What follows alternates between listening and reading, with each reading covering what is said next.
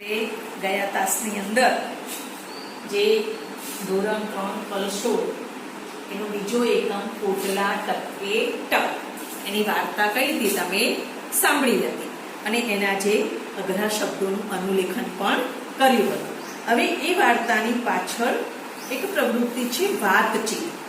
હવે તમે મારી સામે તો છો નહીં એટલે આપણે તો સામસામે વાતચીત કરી શકવાના નથી, પણ તમે ઘરે તમારા ઘરના સભ્યો જોડે વાતચીત કરી શકો એટલા માટે હું થોડુંક તમને સમજાવું છું કે એમાં પહેલું છે કે વાદળાએ એવું શું કર્યું જે તમને સૌથી વધુ ગમ્યું. તો બાળ મિત્રો, આની અંદર દરેક વિદ્યાર્થીનો જવાબ જુદો જુદો આવે. તો કોઈ એવું કહી શકે કે મને વાદળાએ રંગીન કપડાં પહેર્યા એ બહુ ગમ્યું. તો કોઈ એવું કહી શકે વાદળા આંખો ચમકાવતા હતા એ મને બહુ ગમ્યું. એટલે દરેક બાળકની વાર્તાની અંદર જે ગમ્યું હોય તે લખી શકે છે. બીજું છે કે વાર્તામાં જે વાક્ય સૌથી વધુ ગમ્યું હોય તેની નીચે લીટી દોરો. તો આમાં પણ તમારો બધાનો જવાબ જુદો જુદો આવશે કે કોઈને એક વાક્ય ગમ્યું હોય તો કોઈને બીજું વાક્ય ગમ્યું હોય. દાખલા તરીકે કોઈને એવું લાગે કે ગુલાબી ઠંડી હતી એ સરસ ગમ્યું તો એની નીચે લીટી દોરી શકે. તો કોઈ બીજા વિદ્યાર્થીને એવું ગમે કે રાતા પીળા ગુલાબી જાંબલી એમ રંગબેરંગી કપડાં પહેરીને વાદળા ફરવા નીકળ્યા તો એની નીચે લીટી દોરી શકે. હવે ત્રીજું છે તમને વાદળાનું કયા રંગનું કપડું બહુ ગમ્યું. બધા જુદા જુદા રંગ આપેલા છે, તમને જે વધારે પસંદ હોય એ તમે લખી શકો છો. આમાં પણ દરેક વિદ્યાર્થીનો જવાબ જુદો જુદો આવશે. તો આ રીતે તમે બધા જ પ્રશ્નોની વાતચીત તમારા ઘરે કરજો. પછી હવે એના પછીની બીજી પ્રવૃત્તિ છે કે વિધાન સાચું હોય તો સાચું કરો અને ખોટું હોય તો ખોટું કરો. પહેલું વાક્ય છે કે કેટલાક વાદળાને ધરતી પર ફરવા જવાનું મન થયું. તો આ વાક્ય કેવું આવશે કે વાદળાને આકાશમાં ફરવા જવાનું મન થયું એટલે વાક્ય કેવું આવશે ખોટું. બીજું વાક્ય છે કે વાદળા રંગબેરંગી કપડાં પહેરીને ફરવા નીકળ્યા. તો એ શું આવશે એની સામે સાચું આવશે. બરાબર છે. વાદળા એક પહાડની પાછળ જઈને બેઠા તો ત્યાં પણ શું આવશે સાચું આવશે. પછી મોટા વાદળાએ નાના વાદળાને પોતાની ઓથે લઈ લીધા તો ત્યાં પણ શું આવશે સાચું આવશે. વાદળા બડબડાટ હસવા લાગ્યા તો શું આવે બડબડાટ નહીં પણ ખડખડાટ. તમે પાઠ્યપુસ્તકમાં જોજો વાક્ય છે તો એ વિધાન કેવું આવશે ખોટું આવશે. તો આ રીતે તમે હવે તમારા પાઠ્યપુસ્તકની અંદર આવી નિશાની કરવાની છે. આ ત્રીજી પ્રવૃત્તિ છે કે એક જ શબ્દમાં ઉત્તર લખો. એમાં પહેલો પ્રશ્ન છે કે વાદળા ભેગા થઈને કોની પાછળ જઈને બેઠા. તો એની સામે આવું એક બોક્સ આપેલું છે અને તમારે એની અંદર તમારો જવાબ લખવાનો છે. તો મોટા વાદળની પાછળ જઈને બેઠા તો શું લખવાનું મોટા વાદળ. આવો તમારે જવાબ લખવાનો છે. બીજો છે કે વાદળા કોની ગાડીમાં બેસીને દોડવા લાગ્યા. તો એની સામેની જે ખાલી જગ્યા છે એમાં તમારે લખવાનું છે પવનની. શું લખવાનું છે પવનની. પછી ત્રીજો પ્રશ્ન છે વાદળાએ દીવો સળગાવ્યો ત્યારે નીચેથી લોકો શું થયું એમ કહેવા લાગ્યા. તો શું કહેતા હતા લોકો કે સૂર્યોદય થાય છે. સૂર્યો જોડણી ખાસ યાદ રાખવાની સૂર્યોદય થાય છે આવું લોકો કહેવા લાગ્યા. આવું તમારે તેના બોક્સની અંદર લખવાનું છે. પછી ચોથો પ્રશ્ન છે ધરતી પરના લોકોએ વીજળી ઝબૂકે છે એમ કહ્યું ત્યારે વાદળા શું કરતા હતા. તો વાદળા શું કરતા હતા વાદળા આંખો ચમકાવતા હતા. શું કરતા હતા આંખો ચમકાવતા હતા. એવું તમારે લખવાનું છે. બોક્સ નાનું હોય તો એનો જવાબ તમે થોડોક બાદ સુધી લખી શકો તો પણ વાંધો નહીં. પછી પાંચમું છે કે પવને પોતાનું કામ શરૂ કર્યું તેથી ધરતી પર શું આવ્યું. તો શું આવ્યું એની સામે તમારે લખવાનું છે વાવાઝોડું. આ વાવાઝોડુંની જોડણી ખાસ ધ્યાન રાખજો. બરાબર છે. તો આ પ્રવૃત્તિના જવાબ પણ તમારે તમારા પાઠ્યપુસ્તકની અંદર જ લખવાના છે. હવે આગળની પ્રવૃત્તિ છે કે સાચા અર્થવાળા વાક્ય સામે સાચાની નિશાની કરો. પહેલું છે કે ગુલાબી ઠંડી હતી. તો એની નીચે 3 ઓપ્શન આપેલા છે કે ગુલાબી રંગની ચાદર ઓઢીને ઠંડી આવી હતી, મજા પડે એવી ઠંડી હતી કે ખૂબ વધારે ઠંડી હતી. તો એનું જે બીજું ઓપ્શન છે કે મજા પડે એવી ઠંડી હતી, ત્યાં તમારે ખરું કરવાનું છે. પછી એના નીચેનું બીજું વાક્ય છે કે સૂર્યોદય થયો. એમાં પણ 3 ઓપ્શન આપેલા છે. તમારે આ 3 વાંચવા પડશે તો તમે જવાબ સમજી શકશો કે સૂર્યને લોકોની દયા આવતી હશે, સૂર્ય ઉગ્યો હશે કે સૂર્ય અને ઉદયનો ઝઘડો થયો હશે. તો એમાં વચ્ચેનું ઓપ્શન છે કે સૂર્ય ઉગ્યો હશે. તો આ રીતે તમારે 3 વાક્ય કરવાના છે. હવે આગળની પ્રવૃત્તિ છે કે વાક્યોને વાર્તા પ્રમાણે ગોઠવવાના લખો. હવે એની અંદર જો તમારે આખી વાર્તા તમને મોઢે આવડતી હોય તો તમે આ વાક્યોને ક્રમમાં ગોઠવી શકો, અથવા તો તમારે એ વાક્યો આખી વાર્તા તમને મોઢે ના રહી હોય તો એ વાક્યો તમારે વાર્તામાંથી શોધી અને એની નીચે લીટી દોરવાની અને પછી પહેલું વાક્ય જે આવ્યું હોય પહેલું લખવાનું. દાખલા તરીકે હું તમને સમજાવું કે અહીંયા અંગ્રેજી મહિનાના નામ મેં લખ્યા છે કે માર્ચ, મે, જાન્યુઆરી, એપ્રિલ, ફેબ્રુઆરી. તો તમે આ ની અંદર તમારે મહિનાના ક્રમ પ્રમાણે ગોઠવવાનું છે.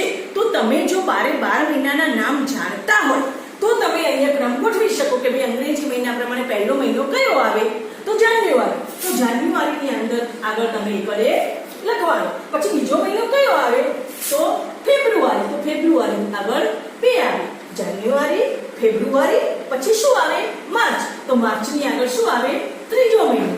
પછી જાન્યુઆરી, ફેબ્રુઆરી, માર્ચ, પછી એપ્રિલ. તો એપ્રિલની આગળ કયો મહિનો આવે ચોથો અને એપ્રિલ પછી મે તો પાંચમું. તો આ રીતના સાચા ક્રમમાં આપણે ગોઠવ્યું કહેવાય. એ રીતે તમારે આ વાક્યોને સાચા ક્રમમાં ગોઠવવાના છે કે અહીંયા આપેલું છે કે 7મું વાક્ય છે વરસાદ વરસવા માંડ્યો.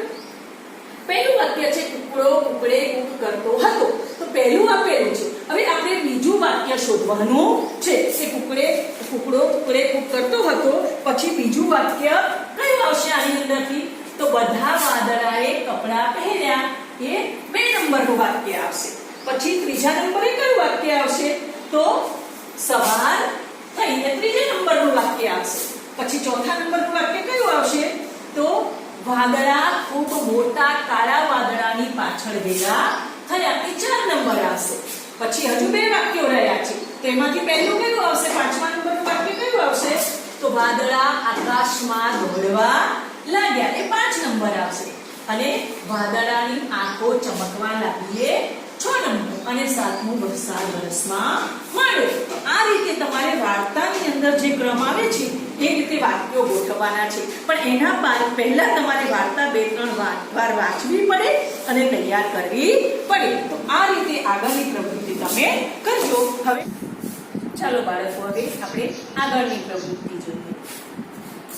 આવું થાય ત્યારે તમને શું થાય તેનો ક્રમ ચોરસમાં લખો. પહેલું હવે આ 4 આપેલું છે એ તમે પહેલા તમારે વાંચવું પડે કે વાવાઝોડું આવ્યું હોય એવું લાગે, વરસાદ આવ્યો હોય એવું લાગે, સૂર્યોદય થયો એવું લાગે, વીજળી થાય એવું લાગે. આ વાક્યો તમારા પાઠ્યપુસ્તકમાં પણ છે, એ તમારે વાંચી લેવાના. અને પછી નીચેના વાક્યો વાંચી અને એના ચોરસમાં આ જે 4 વાક્યોમાંથી જે સાચું હોય એનો ક્રમ લખવાનો છે. દાખલા તરીકે પહેલું વાક્ય હું વાંચું છું કે વાદળાના હાથીએ સૂંઢથી મોટા ફૂંફાડા કર્યા. તો હવે આ વાક્યને અનુસંધાને આમાંથી કઈ પરિસ્થિતિ હોય એવું તમને લાગે છે કે વાદળાના હાથીએ સૂંઢથી મોટા ફૂંફાડા કર્યા. તો ક્યારે લાગે એવું કે વાવાઝોડું આવ્યું હોય એવું લાગે. એટલે આપણે એનો ક્રમ કયો છે 1 છે. તો તમારે શું લખવું પડશે અહીંયા 1 લખવું પડશે ચોરસની અંદર. બીજું વાક્ય છે આકાશમાં મોટી ટ્યુબલાઇટ ચાલુ થઈ. તો આવું ક્યારે લાગે તમને કઈ પરિસ્થિતિની અંદર લાગે તો ટ્યુબલાઇટ ચાલુ થાય એટલે શું થાય અજવાળું થાય. તો અજવાળું ક્યારે થાય કે સૂર્યોદય થયો એવું લાગે. તો એના આગળ કયો ક્રમ છે 3. સામે આપણે લખવું પડશે 3. આગળનું વાક્ય, ગુસ્સે થઈ વાદળા ઝઘડ્યા. તો એવું ક્યારે લાગે તમને? તો વાવાઝોડું આવ્યું હોય એવું લાગે, કે ધડાધડ અવાજ થાય ત્યારે. તો એક ક્રમ લખવાનો. વાદળાએ દિવાળી ઉજવી. તો એમાં કયો ક્રમ લાગુ પડશે? આમાંથી દિવાળી ઉજવી એટલે ફટાકડા ફોડ્યા હોય એવું લાગે ને, તો અજવાળું થાય ને એટલે વીજળી થાય એવું લાગે. એનો ક્રમ કયો છે? 4. તો અહીંયા 4 લખવાનું. આખી ધરતી પર ફેલાય એવો ફુવારો છોડ્યો. ફુવારો છોડ્યો એટલે પાણી ઉડે. તો પાણી ક્યારે ઉડે? આમાંથી કઈ પરિસ્થિતિની અંદર પાણી ઉડે? વરસાદ આવ્યો હોય એવું લાગે. તો એનો કયો ક્રમ છે? 2. તો એની સામે તમારે લખવું પડશે 2. એક વિશાળ કાર્યની આજ્ઞાઓએ બરણીમાં મીટિંગ ભરી. આજ્ઞાની આપણે આગળ વાત સમજ્યા ને, તો એમાંથી કયો ક્રમ આવશે? તો વીજળી થાય એવું લાગે. તો એનો કયો ક્રમ છે? 4. તો ચોગર 4 લખવાનું. પછી ઉપર કોઈએ મોટો નળ ચાલુ કર્યો. તો નળ ચાલુ કરે એટલે શું થાય? પાણી આવે. તો પાણી ક્યારે આવે? આમાંથી શું આવશે? કઈ પરિસ્થિતિ હોય તો પાણી આવે? તો વરસાદ આવ્યો હોય એવું લાગે. એનો કયો ક્રમ છે? 2. તો આગળ તમારે લખવાનું 2. ચલો વાક્ય છે, આકાશની પરીઓએ વાળ ધોયા. તો વાળ ધોવા માટે આપણે શાનો ઉપયોગ કરીએ? પાણીનો ઉપયોગ કરીએ. તો પાણી ક્યારે આવે? કે વરસાદ આવ્યો હોય એવું લાગે. તો એની આગળ કયો નંબર આપીશું?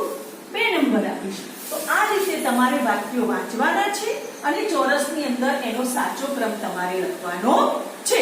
પહેલા તમારે આ 4 વાક્ય વાંચવાના અને પછી એ કઈ પરિસ્થિતિમાં છે એ નીચેના વાક્યો વાંચી અને સાચો ક્રમ લખવાનો. ચલો હવે આપણે આગળની પ્રવૃત્તિ જોઈએ. પ્રવૃત્તિમાં ગીતડું ગાવાનું છે. તો આપણે ગીતડું ગાયા છીએ, તમે ઘરે ગાજો. પછીની પ્રવૃત્તિ છે રીડિંગ ક્રિકેટની રીતે વાદળાની ગમ્મત વાંચો. તો આગળ એ પણ આપણે સમજ્યા છીએ. તો તમે તમારા ભાઈ બહેનની આગળ એ વાદળાની ગમ્મત વાંચજો. હવે આગળ છે મોટેથી વાંચો. બાળ મિત્રો, તમારી ચોપડીમાં તમે સાંભળજો, આંગળી ફેરવજો, હું વાંચું છું. નાનકડો મેહુલ વરસાદ સાથે વાતો કરે છે. વરસાદભાઈ, ઓ વરસાદભાઈ, થોડી વાર રમવાનું અટકાવીને મારી વાત સાંભળો ને. કેમ છો તમે? આ બધા કહે છે કે વરસાદ પડે છે. તે હે, તમને વાગતું નથી? હું પડું તો ખૂબ વાગે. તમે જમીન પર પડો છો ત્યારે સરસ અવાજ આવે છે. તમે તો જાત જાતના અવાજ કાઢી શકો છો. નળિયા પર પડો ત્યારે જુદો અવાજ, પતરા પર પડો ત્યારે ખનખન જેવો, જાણે ઝાઝરનો અવાજ, અને પાણીમાં પડો ત્યારે તો ટપ ટપ ટપ. તમને બારીના સળિયા પર ને ઝાડના પાંદડા પર ઝૂલતા મેં જોયા છે. સૂરજદાદાનું અજવાળું તમારા પર પડે ત્યારે તો તમે મસ્ત સ્મિત કરો છો. અચ્છા, પણ એ તો કહો, તમે ક્યાંથી આવો છો? તમે મને ત્યાં લઈ જશો? તો આ વાક્યની અંદર બાળ મિત્રો તમે જોયો, ફકરાની અંદર વાક્યો આપેલા છે. આપણે આગળ સમજ્યા છીએ કે આ દાખલા તરીકે હું અહીં લખું છું તો આ એક મૂળાક્ષર છે, એક આ બીજો મૂળાક્ષર છે, આ એક મૂળાક્ષર છે. હવે આ 3 મૂળાક્ષરને આપણે ભેગા કરીએ તો એક શબ્દ બને છે, કનક. હવે આ એક કનક એ શબ્દ છે. હું એક બીજો શબ્દ લખું છું, ના ચે, અને એક ત્રીજો શબ્દ લખું છું કે છે. તો આ 3 શબ્દો છે. હવે આ 3 શબ્દોને આપણે ભેગા કરીને લખીએ તો એનું આખું વાક્ય બને છે. કે આખું વાક્ય કેવી રીતે બને? કે કનક નાચે છે. આ રીતે આખું વાક્ય બને છે. તો આ અને એ એક કરતો વધારે વાક્યો ભેગા થાય ત્યારે આવો એક ફકરો બને છે. તો તમને વાક્ય શું એ સમજ પડવી જોઈએ. હવે આગળની પ્રવૃત્તિ છે કે આ ફકરામાંથી તમને ગમતા 2 વાક્યોનું અનુલેખન કરો. તો આ આખો ફકરો આપણે વાંચો, એમાંથી કોઈ પણ 2 વાક્યો તમે લખી શકો છો. દાખલા તરીકે એક વાક્ય છે કે નાનકડો મેહુલ વરસાદ સાથે વાતો કરે છે. તો અહીંયા તમે લખી શકો કે નાનકડો મેહુલ વરસાદ સાથે વાતો કરે છે. વાક્ય પૂરું થાય એટલે તમારે પૂર્ણ વિરામ મૂકવાનું. આવું એક વાક્ય લખ્યું, એની જગ્યાએ તમે તમારી રીતે ગમે તે વાક્ય આ ફકરાની અંદરથી લખી શકો છો. હવે આગળની પ્રવૃત્તિ છે, તો અહીંયા તમારે 2 વાક્યો લખવાના છે. આગળની પ્રવૃત્તિમાં છે, જે વાક્ય હોય તેની પાછળ પૂર્ણ વિરામ મૂકો અને પેટીમાં છે લખો. વાક્ય ન હોય તેની પાછળ પેટીમાં નથી લખો. એટલે છે અને નથી લખવાનું છે. દાખલા તરીકે અહીં એક ઉદાહરણ છે કે અમને વાર્તા સાંભળવાની મજા પડી. તો આ વાક્યની અંદરથી આપણને કોઈ અર્થ મળે છે કે વાર્તા સાંભળવાની મજા પડી, એટલે એ વાક્ય છે, એટલે એમાં આપણે છે લખેલું છે. હવે અહીંયા એક લખેલું છે આગળ કે અમે રોજ સાંજે બાગમાં ફરવા. પણ શું? વાક્યનો અર્થ કઈ સમજાતો નથી, એટલે આ વાક્ય કેવું છે? અધૂરું છે. કેવું છે? અધૂરું છે. એ વાક્ય વાંચવાથી આપણને કઈ સમજણ પડતી નથી, એટલે પૂરું વાક્ય નથી. તો એના ચોરસ ખાનાની અંદર આપણે શું લખવાનું છે? નથી. હવે બીજું વાક્ય છે, ઉનાળામાં તો અમને ખૂબ જ ગરમી. શું લાગે છે? નથી લાગતી. કઈ વાક્ય પૂર્ણ થયું નથી, એટલે એમાં પણ આપણે શું લખીશું? નથી. બધા વાદળા પાણી ભરીને આવ્યા. તો આ વાક્ય છે કે બધા, આમાં આપણને એનો અર્થ સમજાય છે કે વાદળા પાણી ભરીને આવ્યા. તો અહીંયા આપણે પહેલા તમારે પૂર્ણ વિરામ મૂકવાનું અને અહીંયા લખવાનું છે. ચોથું વાક્ય, મારે એરોપ્લેનમાં બેસી દિલ્હી જવું છે. તો બરાબર છે કે એરોપ્લેનમાં બેસીને દિલ્હી જવાની વાત કરી છે, એટલે અહીંયા પૂર્ણ વિરામ મૂકવાનું અને અહીંયા છે મૂકવાનું. દિલ્હી પહોંચી હું કુતુબ મિનાર જોવા. શું પણ જોવા? આગળ વાક્ય અધૂરું છે, એટલે પૂર્ણ વાક્ય છે નહીં, એટલે એની પાછળ આપણે શું લખીશું? નથી. તો આ રીતે તમારે આખી પ્રવૃત્તિ કરવાની છે. હવે આગળ પાન નંબર 22 પર જુઓ, એક ગીત છે. એ ગીત તમે સાંભળ્યું છે, તે છતાં ફરી પણ એકવાર હું ગાઈ લઉં છું. રીમઝીમ વરસે ફોરા ધરતી પર તો આવ્યા છે. કોણે આ ફોરાના પગમાં ઝાંઝરિયા પહેરાવ્યા છે. થાય મને કે દોડી દોડી આંગણમાં જઈ આવું હું. સાવટ બુકલા એ ફોરાને ખોબામાં લઈ આવું હું. કોણ દેશથી આવે ફોરા, કોણ દેશ એ જાશે જી. જળહળ સૂરજ તેજે મરક મરક મરકાશે જી. કોણ તને મોકલતું ફોરા, કોણ તને બોલાવે છે. અલક મલકથી આવી પાછું, અલક મલક તું જાવે છે. રીમઝીમ વરસે ફોરા ધરતી પર તો આવ્યા છે. તો આ કાંતિ કડિયાએ લખેલું ગીત છે, એ તમારે સરસ રીતે ઘરે ગાવાનું છે. હવે આગળની પ્રવૃત્તિ છે કે મોટેથી વાંચો. અહીં એક શબ્દ આપ્યો છે, ફોરા. થોડાક ફોરા પડ્યા અને છોકરા નાહવા દોડી ગયા. બીજું વાક્ય છે, નાનકડો ટીકુ ખુશ થઈ ગયો કારણ કે એની નાનકડી હથેળીમાં એણે આછા વરસાદના ફોરા ઝીલ્યા. બીજો શબ્દ છે ટબુકલા. આ ટબુકલા શબ્દ પણ આપણે કાવ્યની અંદર આવેલો છે. આ ફોરા શબ્દ પણ આપણા કાવ્યની અંદર આવેલો છે. ટબુકલા છોકરાઓ વરસાદમાં દોડાદોડી કરતા હતા. 6 મહિનાનો બકુડો બધાને એટલો વહાલો લાગતો કે એ ટબુકલા છોકરાને સૌ રમાડતા રહેતા. તો આ જે 2 શબ્દો આપ્યા છે, એ શબ્દોનો ઉપયોગ કરી અને અહીંયા વાક્યો બનાવેલા છે, એ તમારે વાંચવાના છે.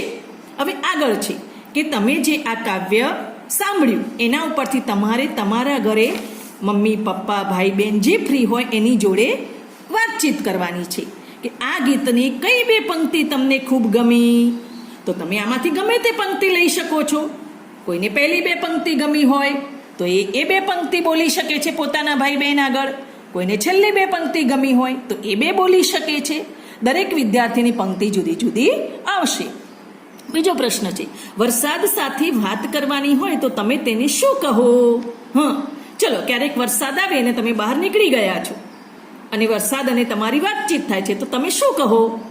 કોઈ એમ કે એ વરસાદ જ્યારે મારે રજા હોય એ દિવસે તું આવજે તો તારી જોડે હું રમીશ. કોઈ એમ કે વરસાદ તું પડે છે ત્યારે મને નાહવાની મજા આવે છે. તમારે જે વાતચીત કરવી હોય એ તમે કરી શકો. વરસાદ આવે ત્યારે તમે શું શું કરો છો? તો કોઈ કે હું નાહવા જઉં છું, કે હું નાનકડી હોડી બનાવી અને પાણીમાં તરાવું છું. દરેક વિદ્યાર્થી પોતાની રીતે વિચારી અને વાતચીત કરે. જો વરસાદના ટીપા તમને પોતાની પીઠ પર બેસાડીને ક્યાંક લઈ જવાનું કહે તો તમે ક્યાં જવાનું પસંદ કરશો? તમારે જ્યાં જવું હોય ત્યાં તમે એને કહી શકો છો કે કોઈ કે મને શાળાએ લઈ જા, કોઈ કે મને મામાના ઘરે લઈ જા, કોઈ કે મિત્રના ઘરે લઈ જા. તમારે જે કહેવું હોય તમે કહી શકો છો. વરસાદ પડે ત્યારે કેવો કેવો અવાજ આવે છે? તો આપણે આ કાવ્યની અંદર જોયું છે. એ રીતે તમે જવાબ આપજો અને વાતચીત કરજો. આગળની પ્રવૃત્તિ છે કે સાચા વાક્યોની સામે વાદળ દોરો અને ખોટા વાક્યની સામે વાદળ વરસતું હોય એવું દોરવાનું છે. દાખલા તરીકે પહેલું છે કે વરસાદના ટીપા વરસતા વરસતા આવ્યા છે. તો આ વાક્ય જો સાચું હોય તો તમારે એની આગળ શું કરવાનું? આવું વાદળ દોરવાનું. આવી રીતે વરસાદના ફોરા નાના નાના છે તો તમારે એમાં શું કરવાનું? આવી રીતે વાદળ દોરવાનું. નાના નાના ટીપા જળહળ જળહળ કરતા આવે છે તો એની આગળ પણ વાદળ દોરીશું. અને જો એ ખોટું હોય તો એની આગળ આપણે આવું વરસતું વાદળ દોરીશું. ટીપા દોડી દોડીને આવે છે. વરસાદના ફોરા હસતા હસતા આવે છે તો હા, હસતા હસતા આવે છે તો એની આગળ આપણે વાદળ દોરીશું. આ રીતે તમારે આ પ્રશ્ન પણ પૂરો કરવાનો છે. જોયું બાળ મિત્રો? આટલે સુધીની પ્રવૃત્તિ તમારે કરવાની છે. હવે તમે મેં આજે પ્રવૃત્તિ શીખવાડી. જોયું બાળ મિત્રો? આપણે ગીત પણ ગાયું, આટલી પ્રવૃત્તિ પણ કરી, આગળ તમે વાદળાની ગમ્મત વાર્તા પણ સાંભળી હતી. તો એના આધારે આ જે પ્રવૃત્તિઓ કરી એ તમારે ઘરે કરવાની છે અને જે જવાબ પાઠ્યપુસ્તકમાં લખવાના છે એ તમારે લખવાનું. અને પછી આગળની પ્રવૃત્તિ જે છે આપણે બીજા પીરિયડમાં જોઈશું. ચાલો બાળકો, નમસ્તે, ફરી મળીશું.